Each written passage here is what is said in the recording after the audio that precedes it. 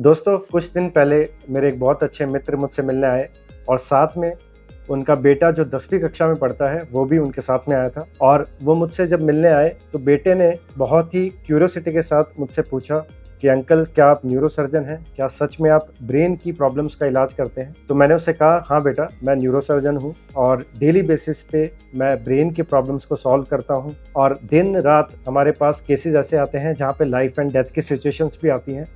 तो ये जो देख के मेरी दिनचर्या उसने थोड़ी बहुत देखी, ये देख के काफ़ी फ़ैसिनेट हो गया। वो काफ़ी ज़्यादा एक्साइटेड हो गया कि ये बहुत अच्छी फ़ील्ड मुझे लग रही है न्यूरोसर्जरी की। तो इस फ़ील्ड में मैं किस तरह से आगे ऑप्शंस देख सकता हूँ, आगे इस फ़ील्ड में ही मुझे जाना है। मुझे बहुत फ़ैसिनेट करती है न्यूरोसाइंस, ब्रेन सर्जरी, ये सारी चीज़ें। तो मैंने उसे बताया कि इसके लिए आपको डॉक्टर बनना होगा, एमबीबीएस करना होगा। और जब उसने ये बात सुनी तो वो थोड़ा-सा मायूस हुआ। मैंने उससे पूछा कि क्या बात हुई, आप इतना मायूस क्यों हो गए ये बात सुन के? तो उसने कहा कि अंकल, मेरा मेडिकल में जाने का इंटरेस्ट नहीं है। बहुत ज़्यादा एमबीबीएस में पढ़ाई होती है, एंट्रेंस के लिए बहुत सारी पढ़ाई होती है।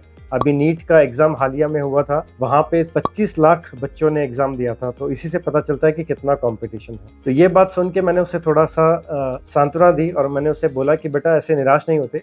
अगर वाक़ई में आप न्यूरोसाइंस की फ़ील्ड से प्यार करते हैं तो बिना एमबीबीएस किए भी बहुत सारे ऑप्शन हैं। और आज का ये वीडियो इसी बारे में है कि न्यूरोसाइंस की फ़ील्ड में और कौन-कौन से करियर ऑप्शंस हैं, किस तरह से हम कौन-सी डिग्री करके क्वालिफ़ाई करते हैं उन करियर फ़ील्ड्स के लिए, और क्या एक्सपेक्टेड सैलरी होती है। इन सब के बारे में बात करेंगे आज के इस वीडियो में। दोस्तों, न्यूरोसाइंस का मतलब सिर्फ ब्रेन सर्जरी नहीं है। यहाँ पे एक बहुत ही वाइड फील्ड है जिसकी demand day by day India और ग्लोबली बढ़ती जा रही है। ऐसा क्यों हो रहा है? क्योंकि न्यूरोसाइंस से रिलेटेड जो प्रॉब्लम्स हैं वो बढ़ती जा रही है। चाहे वो अल्जाइमर्स हो, पार्किंसन डिजीज हो, ब्रेन स्ट्रोक हो, न्यूरोलॉजिकल प्रॉब्लम्स हो, साइकोलॉजिकल प्रॉब्लम्स हो, डिप्रेशन हो, स्ट्रेस हो, एआई का जो उपयोग होता है ब्रेन साइंस में, ये सारी चीजें बढ़ती जा रही है अनफॉर्चुनेटली। और इसीलिए करियर ऑप्शंस भी बढ़ते जा रहे हैं। अब बात करते हैं कि क्या क्या करियर ऑप्शंस हैं आपको अगर न्यूरोसाइंस की फील्ड में जाना है। तो यहाँ पे मैं थोड़ा आपको क्लैरिफाई कर दूं कि न्यूरोसाइंस का मतलब सिर्फ ब्रेन से मतलब नहीं है। ब्रेन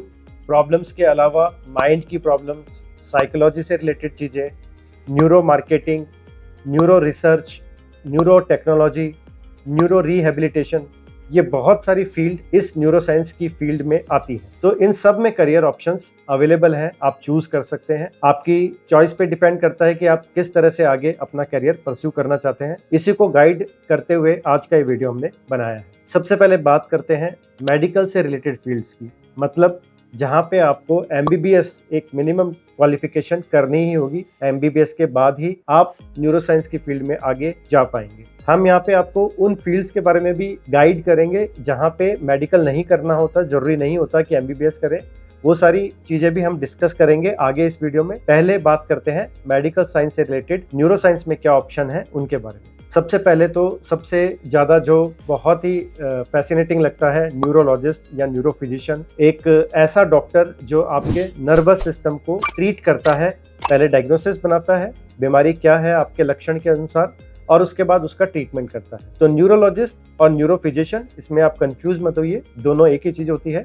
न्यूरोलॉजिस्ट या न्यूरो फिजिशियन जो होता है वो ब्रेन, स्पाइनल कॉर्ड और हमारे हाथ और पैरों में जो नर्वस सिस्टम है, नर्व्स हैं, उन सब का जो ट्रीटमेंट करता है वो न्यूरोलॉजिस्ट या न्यूरो फिजिशियन करता है। न्यूरोलॉजी की जो फील्ड होती है उसमें उनके पास पेशेंट जो आते हैं वो आते हैं स्ट्रोक के, सीजर्स के, मिर्गी का दौरा किसी को आ गया है, अगर लकवा पड़ गया है, पैरालिसिस हो गया है, कमर में डिस्क प्रॉब्लम की वजह से नस दब गई है, अल्जाइमर्स की डिजीज हो गई है, डिमेंशिया की प्रॉब्लम हो गई है। तो ये सारी जो प्रॉब्लम्स है वो न्यूरोलॉजिस्ट डील करते हैं। यहाँ पे मिनिमम क्वालिफिकेशन एमबीबीएस की होती है और उसके बाद एमडी, जनरल मेडिसिन में आपको एमडी की डिग्री लेनी होती है जो कि 3 साल की होती है। उसके बाद ही आप एलिजिबल होते हो एंट्रेंस एग्जाम देने के लिए, जो आपको डीएम न्यूरोलॉजी की डिग्री देगा, जिससे आप न्यूरोलॉजिस्ट बन पाओगे। इसलिए सुनने में आपको लग रहा होगा बहुत सारी डिग्रियां चाहिए और बहुत लंबा रास्ता है, तो हाँ ये है। तो जो लोग बहुत ही पेशेंस के साथ में और पढ़ाई को बहुत ज्यादा जुनूनी तौर पे लेते हैं, बहुत ज्यादा पढ़ सकते हैं, वही इस फील्ड में आए, अदरवाइज उनको थोड़ी प्रॉब्लम हो सकती है।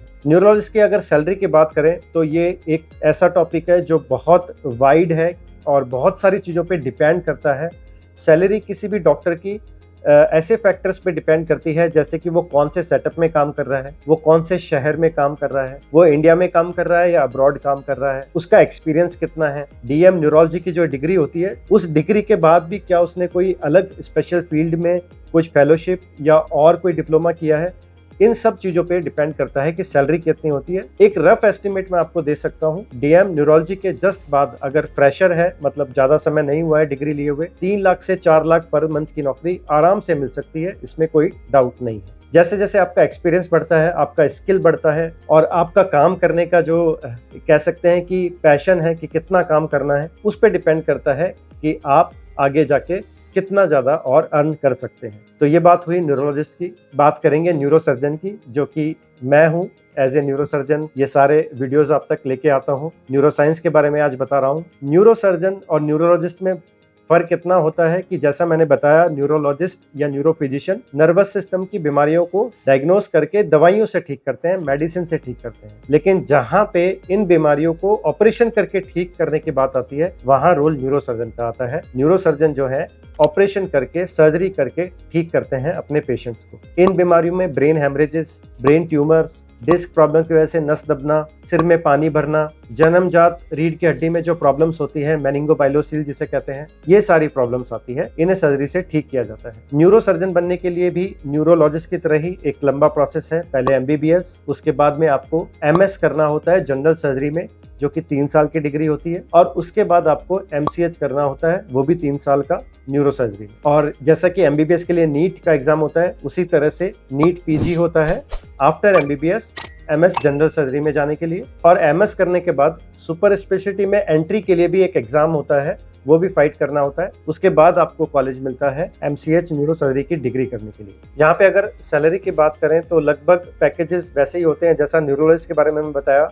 शुरू में 3 से 5 लाख आप अर्न कर सकते हो, और जैसे जैसे आपका एक्सपीरियंस बढ़ता है तो आपकी सैलरी भी उस हिसाब से बढ़ती है। अगेन मैं फिर से बता दूं, बहुत सारी चीज़ें डिपेंड करती है आप किस शहर में काम कर रहे हैं, किस तरह के हॉस्पिटल में काम कर रहे हैं, क्या ये कॉरपोरेट हॉस्पिटल है या ये कोई गवर्नमेंट का हॉस्पिटल है, इन सब चीज़ों पे आपकी सैलरी डिसाइड होती है।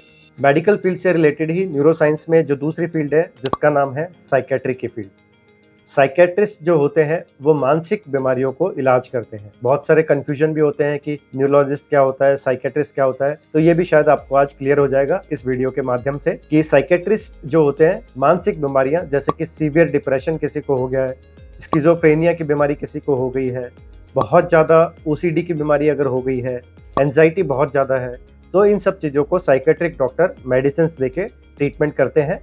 साथ में वो काउंसलिंग भी कर सकते हैं। हालांकि काउंसलिंग का पार्ट साइकोलॉजिस्ट द्वारा किया जाता है, जिसके बारे में मैं आगे बात करूंगा। तो साइकेट्रिस्ट डॉक्टर जो होते हैं एमबीबीएस के बाद में एमडी साइकेट्रिक की डिग्री 3 साल की उन्हें करनी होती है। उसके बाद वो क्वालिफाइड साइकेट्रिस्ट कहलाते हैं और वो अपनी प्रैक्टिस कर सकते हैं। जहां तक सैलरी स्ट्रक्चर का बात है, लगभग न्यूली जो पास आउट साइकेट्रिस्ट डॉक्टर होते हैं एमडी साइकेट्री की, जिनकी डिग्री जिनके पास में होती है, तो लगभग उन्हें 2 से 3 लाख का पैकेज आराम से किसी भी बड़े हॉस्पिटल में मिल सकता है। और जैसा मैंने बताया, बहुत सारे फैक्टर्स हैं और आगे जाके ये सैलरी डेफिनेटली आपके वर्क एक्सपीरियंस और स्किल के साथ बढ़ती रहती है। अब बात करते हैं एक ऐसी फील्ड की, न्यूरोसाइंस से रिलेटेड वो फील्ड जहां एमबीबीएस की जरूरत आपको नहीं पड़ेगी। ये फील्ड है क्लिनिकल साइकोलॉजी की। साइकोलॉजिस्ट क्या होते हैं? साइकोलॉजिस्ट जो होते हैं वो साइकेट्रिक बीमारियां जिनके बारे में मैंने अभी जिक्र किया, ओसीडी, एंजाइटी, डिप्रेशन या स्किज़ोफ्रेनिया, इन सब पेशेंट्स को साइकोथेरेपी की जरूरत होती है, काउंसलिंग की जरूरत होती है। मतलब डॉक्टर प्रेस्क्राइब करता है मेडिसिन, साइकेट्रिस्ट डॉक्टर जो होता है वो दवाइयाँ देता है पेशेंट्स को, लेकिन पेशेंट के बारे में सारी जानकारी जो होती है, किस तरह से पेशेंट की जो मानसिक प्रॉब्लम है, उसकी थॉट प्रोसेस जो पूरी खराब हो गई है, उसे सही से समझ के उसे ठीक करने का काम वो सारा साइकोलॉजिस्ट का होता है। इसलिए वो पेशेंट से बैठ के बात करते हैं, थेरेपी सेशन जिसे कहते हैं, उनमें वो पेशेंट से डीपली बात करते हैं, प्रॉब्लम समझने की कोशिश करते हैं और सॉल्यूशंस बताते हैं कि आपको ये चीज़ करनी है जिससे आपकी ये प्रॉब्लम ठीक हो जाए। तो साइकोलॉजिस्ट भी बहुत अच्छा एक न्यूरोसाइंस का फील्ड है, बहुत अपकमिंग फील्ड है।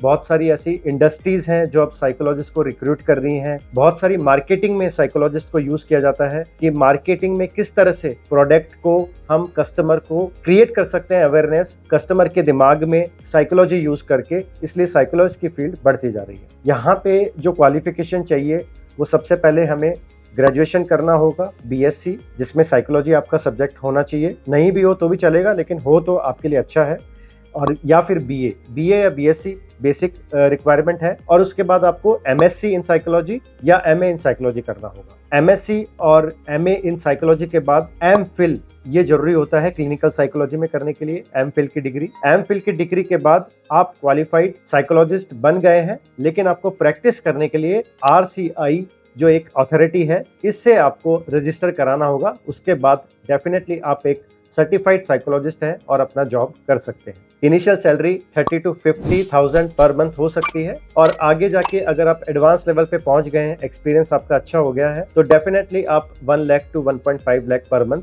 आराम से अर्न कर सकते हैं। दोस्तों, अब तक जो मैंने फील्ड्स बताई हैं वो ज़्यादातर हॉस्पिटल के अंदर या हॉस्पिटल से रिलेटेड चीज़ें हैं, और यहाँ पे सिर्फ ये डॉक्टर्स ही नहीं होते या साइकोलॉजिस्ट ही नहीं होते, यहाँ बहुत सारा स्टाफ भी चाहिए होता है सपोर्टिंग, तभी ये सारे स्मूथली रन कर सकते हैं अपना डिपार्टमेंट। बहुत सारे स्टाफ नर्स की भी जरूरत पड़ती है, टेक्निकल असिस्टेंस की भी जरूरत पड़ती है। तो जो भी नर्सिंग स्टाफ जिन्होंने बीएससी किया हुआ है या जीएनएम किया है, वो इन सब डिपार्टमेंट्स में, चाहे वो न्यूरोसर्जरी का डिपार्टमेंट हो, न्यूरोलॉजी का डिपार्टमेंट हो, इनमें डेफिनेटली जाके जॉब अपना कर सकते हैं एज ए नर्सिंग स्टाफ, क्योंकि नर्सिंग स्टाफ एक बहुत इंपॉर्टेंट पिलर है हेल्थ केयर का डॉक्टर्स के साथ में। नर्सिंग स्टाफ के लिए जैसा मैंने बताया, आपको बीएससी नर्सिंग या फिर जीएनएम की डिग्री चाहिए होती है। आपको आईसीयू में अगर ट्रेनिंग चाहिए तो बहुत अच्छा सर्टिफाइड कोर्स आप किसी अच्छे इंस्टीट्यूट से करेंगे तो डेफिनेटली आईसीयू स्टाफ जो होता है उसकी सैलरी भी ज़्यादा होती है, और उसका जो एक रुतबा होता है वो थोड़ा सा बेटर होता है बाकी स्टाफ के मुकाबले। इसी तरह से ओटी स्टाफ जो होता है उसे भी बेसिक अपनी डिग्री करनी होती है, बीएससी नर्सिंग या फिर जीएनएम,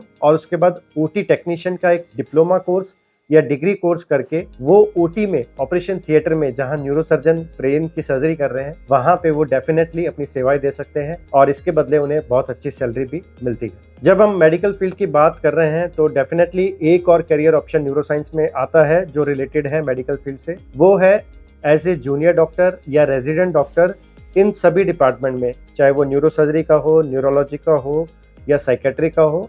इनमें as a junior doctor, as a resident doctor definitely आप वर्क कर सकते हो। बेसिक रिक्वायरमेंट आपको एमबीबीएस की चाहिए। आप उसके बाद एमडी मेडिसिन कर सकते हैं, पर ज्यादातर एमडी मेडिसिन के बाद, क्योंकि जनरल फिजिशियन वो हो जाते हैं, तो वो अपनी प्रैक्टिस करना पसंद करते हैं या एज ए जनरल फिजिशियन किसी हॉस्पिटल में जॉब करना पसंद करते हैं। बट एमबीबीएस के बाद डेफिनेटली आपके पास ऑप्शन है कि आप इन डिपार्टमेंट में as a RMO resident doctor आप काम कर सकते हैं। यहाँ पे जो सैलरी है वो लगभग 50 to 70 स्टार्टिंग में रहती है, और एक्सपीरियंस के साथ, स्किल के साथ डेफिनेटली इसमें इंक्रीज होता रहता है। न्यूरोसाइंस की अगली फील्ड की तरफ चलते हैं जो है न्यूरो इमेजिंग की फील्ड। न्यूरो इमेजिंग की फील्ड का मतलब है दोस्तों इमेजिंग टेक्नोलॉजीज जैसे कि CT scan, MRI, PET scan, इन सब से हम न्यूरोसाइंस की बहुत सी डायग्नोस कर सकते हैं प्रॉब्लम्स को, और कई बार ट्रीटमेंट में काम में आती है। तो यहाँ पे सीटी स्कैन या एमआरआई ये सब में जो डॉक्टर वर्क करते हैं वो डेफिनेटली मेडिकल बैकग्राउंड से होते हैं। उन्हें एमबीबीएस और उसके बाद एमडी रेडियो डायग्नोसिस ये डिग्री करनी होती है, लेकिन इसके अलावा बहुत से स्टाफ भी चाहिए होते हैं सीटी स्कैन या एमआरआई मशीन जो है उसे पूरा रन करने के लिए। यहाँ पे बेसिक क्वालिफिकेशन के बाद में आप डिप्लोमा कोर्स कर सकते हैं या सर्टिफिकेशन कोर्स कर सकते हैं सीटी स्कैन या एमआरआई में एज ए टेक्नीशियन जॉब करने के लिए। साथ ही बीएससी भी होती है कुछ इंस्टीट्यूट्स में रेडियोलॉजी या मेडिकल इमेजिंग में, ये भी आप कर सकते हैं अगर आप एज ए टेक्नीशियन काम करना चाहते हैं न्यूरो इमेजिंग की फील्ड में। यहाँ पे न्यूरो इमेजिंग में कई बार एक्सरे का जिक्र हम करना भूल जाते हैं। एक्सरे भी एक इम्पॉर्टेंट टेक्नोलॉजी है जो बहुत ज़्यादा यूज होती है और बहुत वाइडली यूज होती है, क्योंकि सबसे ज़्यादा अवेलेबल एक्सरे मशीन ही हैं। तो एक्सरे टेक्नीशियन का भी कोर्स आप डेफिनेटली कर सकते हैं। ज़्यादातर ये जो टेक्नीशियन वर्क करते हैं उनको जो सैलरी मिलती है वो लगभग 30 to 40,000 पर मंथ के हिसाब से होती है, डिपेंडिंग ऑन कौन से हॉस्पिटल में काम कर रहे हैं, कौन से शहर में काम कर रहे हैं। न्यूरोसाइंस की एक बहुत इंपॉर्टेंट फील्ड है रिसर्च से रिलेटेड, और वो है न्यूरो साइंटिस्ट बनना। न्यूरो साइंटिस्ट बनने के लिए बीएससी या फिर बीटेक करना होता है, उसके बाद एमटेक या एमएससी आप कर सकते हैं पोस्ट ग्रेजुएशन के रूप में, और बाद में पीएचडी अगर आप कर लेते हैं न्यूरोसाइंस की किसी भी रिसर्च वाली फील्ड में, तो definitely as a neuroscientist आप बहुत अच्छा करियर ऑप्शन चूज कर सकते हैं। बहुत सारी रिसर्च होती है हमारे ब्रेन पे, नर्वस सिस्टम कैसे काम करता है, कोई ड्रग अगर नहीं आई है तो वो किस तरह से इफेक्ट करेगी। एनिमल्स पे बहुत सी स्टडीज होती हैं ब्रेन पे उनके, ताकि आगे जाके अगर कोई ड्रग है जिसका पहले एनिमल्स पे एक्सपेरिमेंट हुआ है, बाद में वो यूज कर सके ह्यूमन, तो वहां पे जो रिसर्च होती है उसमें न्यूरो साइंटिस्ट का बहुत बड़ा रोल होता है और बहुत अच्छा सैलरी पैकेज भी इनको मिलता है। न्यूरो साइंटिस्ट आप जहां से बने हैं, एमटेक आपने किया है या एमएससी किया है और बाद में पीएचडी भी किया है, तो 50,000 से 1.5 लाख इनिशियली आपको ये इतनी सैलरी आराम से पर मंथ मिल सकती है। दोस्तों, न्यूरो साइंस की एक बहुत ही अपकमिंग फील्ड जो बहुत ज्यादा डिमांड में है वो है न्यूरो टेक्नोलॉजी या फिर एआई जिसे हम कहते हैं। बहुत पॉपुलर हो गया ये टर्म, क्योंकि एआई में बहुत सारी मशीन लर्निंग, बहुत सारी डीप लर्निंग होती है और बहुत सारे ऐसे प्रोजेक्ट आ रहे हैं, जैसे एग्जाम्पल के तौर पे न्यूरालिंक। ये जो प्रोजेक्ट्स होते हैं ये सब ब्रेन और मशीन इंटरफेस पे काम करते हैं, जिसे हम ब्रेन कंप्यूटर इंटरफेस भी कहते हैं। और यहाँ पे बहुत सारी पॉसिबिलिटीज हैं फ्यूचर में। अगर लकवे के पेशेंट हैं, पैरालिसिस हो गया है जिनको, या जिनका विजन चले गया है, या जो सुनाई नहीं दे पा रहा जिन पेशेंट्स को, उन्हें किस तरह से टेक्नोलॉजी आगे बढ़ा सकती है, उसी की ये फील्ड है न्यूरो टेक्नोलॉजी की फील्ड। यहाँ पे आपको एज ए मेडिकल डॉक्टर नहीं, यहाँ पे आपको एज ए इंजीनियर काम करना होगा। इसीलिए आपको बीटेक, एमटेक ये डिग्रीज लेनी होगी, खासकर डेटा साइंस में, डेटा एनालिसिस में, मशीन लर्निंग में, कोडिंग में और कंप्यूटर साइंस में। तो दोस्तों, ये सारी फील्ड्स थी न्यूरो साइंस की। साथ ही में एक और फील्ड जो बहुत अच्छी और इम्पोर्टेंट फील्ड है, न्यूरो रिहेबिलिटेशन की। ये क्या फील्ड है? ये फील्ड है उन पेशेंट्स के केयर के लिए जहां पे न्यूरोलॉजिकल प्रॉब्लम्स हो गई हैं, ट्रीटमेंट भी हो गया है, लेकिन उसके बाद भी हमें रिकवरी करवानी है ब्रेन की, क्योंकि ब्रेन की पावर है कि अगर कोई भी ब्रेन में प्रॉब्लम आती है तो वो रिकवर कर सकता है। लेकिन उसके लिए जरूरत होती है बहुत अच्छे न्यूरो रिहैब एक्सपर्ट्स की, जिन्हें हम फिजियोथेरेपिस्ट भी कहते हैं। फिजियोथेरेपिस्ट डॉक्टर जो होते हैं वो इसी काम को करते हैं और इसी को अपना करियर बनाते हैं। यहाँ पे उनको बीपीटी नाम की ये जो डिग्री है वो पहले करनी होती है और उसके बाद वो न्यूरो में एमपीटी कर सकते हैं, जिसके बाद वो क्वालिफाइड न्यूरो फिजियोथेरेपिस्ट या न्यूरो रिहैब स्पेशलिस्ट बन सकते हैं और बहुत अच्छा करियर बना सकते हैं इस बहुत ही अच्छी फील्ड में। तो दोस्तों, आज हमने बात की न्यूरो साइंस में जो डिफरेंट करियर ऑप्शंस हैं, किस तरह से हम चूज कर सकते हैं। बहुत ही वाइड फील्ड है, बहुत ही अपकमिंग फील्ड है, डिमांड हमेशा ज्यादा रहती है, बहुत ही ज्यादा रेपुटेशन इसके साथ अटैच्ड है और बहुत फैसिनेटिंग लगती है जब आप ब्रेन जैसे कॉम्प्लेक्स ऑर्गन के साथ काम करते हैं। उम्मीद है आपको ये वीडियो पसंद आया होगा और आप इसे शेयर करिए उन लोगों के साथ जिन्हें न्यूरो साइंस फील्ड का आइडिया लेना है कि किस तरह से हम करियर उसमें बना सकते हैं। Thank you so much. मिलेंगे एक अगले वीडियो में इंटरेस्टिंग न्यूरो के टॉपिक के साथ।